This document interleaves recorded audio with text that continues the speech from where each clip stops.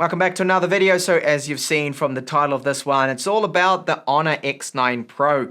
So this particular 6.59-inch phone, it sells for about 250 euros here in Europe.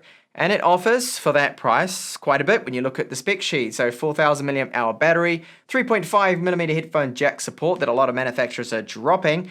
It has micro SD card support as well, dual SIM of course. And, well, it has a pop-up camera, so this doesn't have a notch or an ugly cutout. You get the full screen experience, however, it is an IPS panel that's in this one. The build of it is good, it's a quality phone, and it does have a 48 megapixel camera on the rear, backed up with a 2 megapixel for depth and an 8 megapixel one for taking ultra-wides. This is what you'll find in the box. So we do have a 10-watt charger. This is a little low for 2020, mid-2020 standards, with other manufacturers offering, say, 18 or 20-watt charging. We do have some 3.5mm earbuds here. So these aren't Type-C, but using, yes, a 3.5mm headphone jack, a Type-C to USB cable, and we do have a quick start guide. So a little bit of paperwork, and a case is also included. This one is the TPU style, with the top having an opening for that pop-up camera, of course. Now let's take a look at the build quality of this one here. The frame around the outside is plastic, but it is painted with a metallic-like paint job. It's a very dense plastic, and it does actually in hand feel very good, the quality and the finish and the build of this one. So size-wise, this is 6.59 inches, this screen, and I've got very easy access to that always-on fingerprint reader, so tapping it, it unlocks straight away. It works 10 out of 10 times for me. Super accurate, very quick. Just above it is the volume up and down buttons. And they feel good as well. They do not rattle or anything like that. So on the left side, there are no buttons here whatsoever. Right up top, that's where you'll find that pop-up camera. So this pop-up camera is 16 megapixels. Then to the right of it is the SIM tray. So this SIM tray does have a rubber gasket around it. It will take 2 nano SIMs, or a micro SD card and a single nano SIM there. There is also a secondary microphone here for noise cancellation in calls and used in video. Then right down the bottom, 3.5mm out, so great to see we've got some analog audio out on this. Microphone, Type-C port, and a downwards firing single loudspeaker on this particular model. Overall, the phone does feel very good in hand, and we've got curvature of the glass on the rear here. The main camera is 48 megapixels. We have an 8 megapixel ultra wide and a 2 megapixel for depth information. So I would show you my typical display tester and information about our display. But this application, you see, it wants Google Play services, unfortunately. And you're going to run into this with a few applications. They just must have it. Otherwise, they go, no, no deal. We're not going to run. We want you to have Google Play services installed, which of course is not possible with this particular unit here. So about this display anyway, it's an IPS panel, and I've noticed that there's a tiny little bit just down the very bottom of what I call like dimmer pixels, a bit of shadowing right on the edges. But because there's no punch, hole cutout, teardrop, it's got the pop-up camera, of course, it's a full screen experience. With this one, we don't have any of those dimmer pixels all around that particular cutout for the front-facing camera. So it's a slightly better IPS panel than what I'm seeing in this around 250 euros category mark of mid-range phone. So we do have our eye comfort mode in here, but dark mode is not present. It is missing. It could be because it's on Android 9 only, this particular mobile phone. Now, screen resolution, this is interesting. We can, if you really are desperate for just maximum battery life, you're out somewhere and you don't have a charger, then stick it to 720p.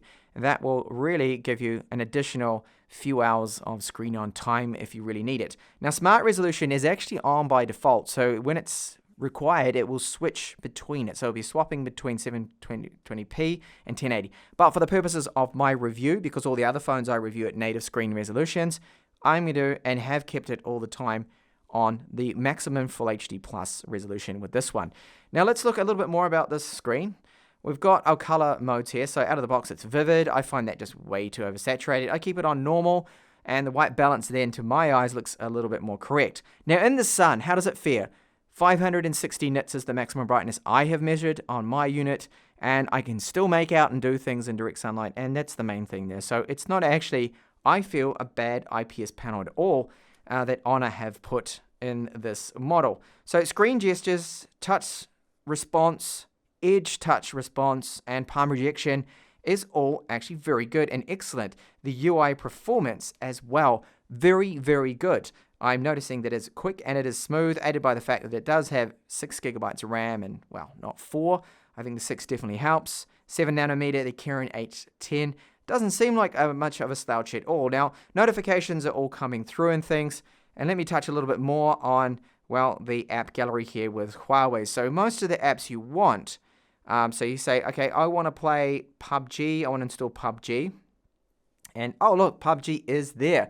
But it's not available yet. So it looks like Huawei, well, Honor, they are letting us know that, look, the game is going to be on and in the app gallery, their Play Store, you could say, their alternative, their own store. It's just not available yet, unfortunately. And you will find that with many different games. Now, there are workarounds. There are websites that you can download the APK files and store what you need. And I did have to, I must admit, with some of the apps, resort to that just to get them on here, my normal testing apps. And that's when you have, well, run into that thing, the problem. But, okay, Google Play Services is required for some things, which is unfortunate. So, very good performance, the UI, really good. But let's go over a few other things here. So, in terms of the performance, so we're getting a very good Antutu score. This is not bad at all for a mid-range phone for the €250. If it gets around this score like others, it's very similar.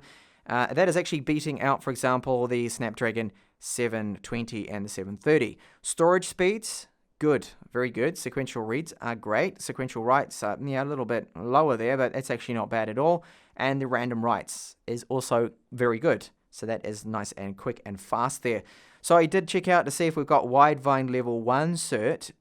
We don't. We don't have anything. It's just not pulling through anything at all here. So that means it doesn't have it. So that means Netflix will be in standard definition. So will Amazon Prime Video, which is very unfortunate. Camera 2 API support is limited. So this isn't great. But being a Kirin chip here and the Honor, locked bootloaders and all that sort of stuff as well. Not that you need it, but the Google camera ports, if it was level 3, could have worked, but we don't have support with them anyway, so that doesn't really matter, okay? And here we go, wireless speeds. They are good when you're close to your router. Very good, getting 400 for this class mid-range phone, not bad. I have noticed that when I'm away from the router, which is downstairs, my spot I always test all the other phones, it's getting a bit of a low kind of speed here, so just over 100 and 23 megabits per second is what it can get, and it scrapes over my minimum 100. If it's under 100, I'm not happy at all, but this isn't the fastest. So if your wireless router is like 5 rooms away, then you could struggle a little bit. That's on 5G. Use 2.4G, and the signal strength and range is better there, but of course not as fast.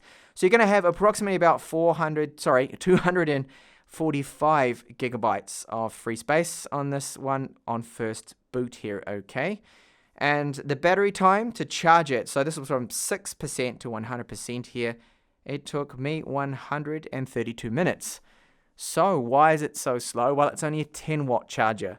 We had 10-watt charging with all the other phones a couple of years ago, and I think it's they should have really had support for maybe faster, like 15 or 18 or 20-watt charging, I think would be a little bit better here. How does that battery fare? Well, quite average, honestly. For a 7 nanometer chip, I was expecting a little bit better. I was expecting maybe 14, 15 hours. This was at the native screen resolution too, by the way. So, yeah, it was okay. There's a display configured to 200 nits of brightness too, by the way.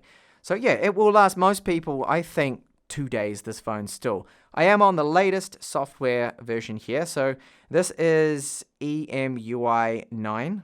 And it's on Android 9 still, okay? So I'll show you in the settings here quickly that really they do need to update this. I think we should be on Android 10 by now. You can see here that, yep, it's Android 9. So hopefully they're going to have a firmware update, a big one that is, just to give us Android 10 with this one, and EMUI 10.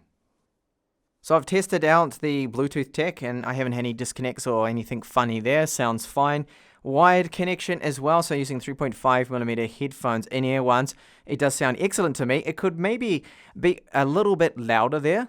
That's my only tiny little nitpick there with the 3.5mm output.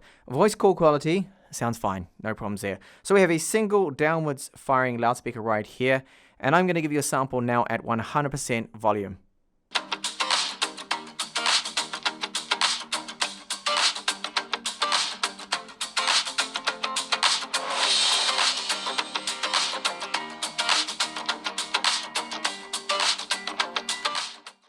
Onto our gaming performance now. So all of your favorite titles out there, they are going to be playable on this particular phone, but if it's a more demanding game, of course, you do need to tweak and lower settings with some of them. Now, the frame rate seems to be very good, and the thermal, so this phone barely gets warm, even after 1 hour of gaming now, as you can see with my thermal infrared camera here, taking a look at the thermals on both the front and back. It is excellent, barely warm. Moving over to our camera. So in the photo mode, we do have the option to, if you tap down here, go over to our wide camera, which is 8 megapixels.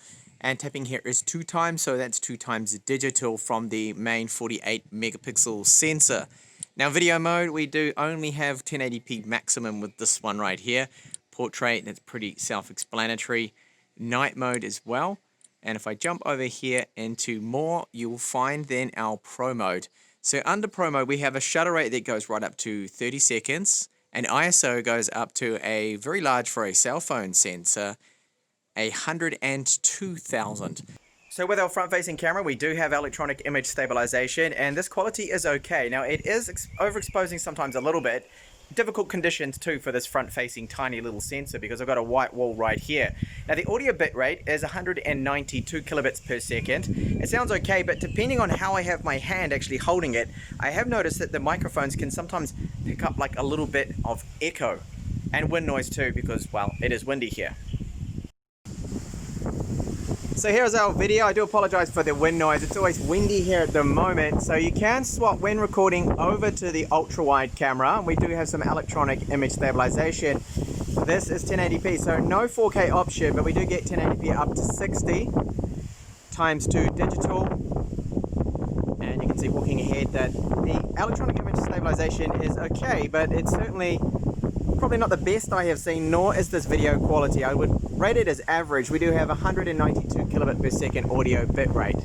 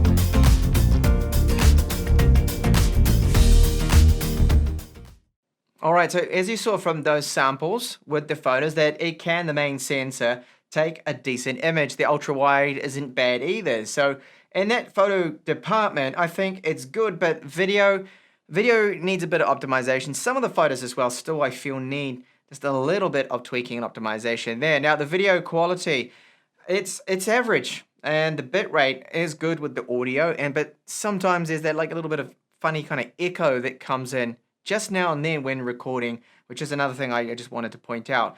Now, the UI performance is very, very good. It's very smooth, it's fast, it is fluid. Launch times of apps seem really good there too. It's probably aided by the fact with that 7 nanometer chip and the GPU, it seems to be optimized quite well, this ROM.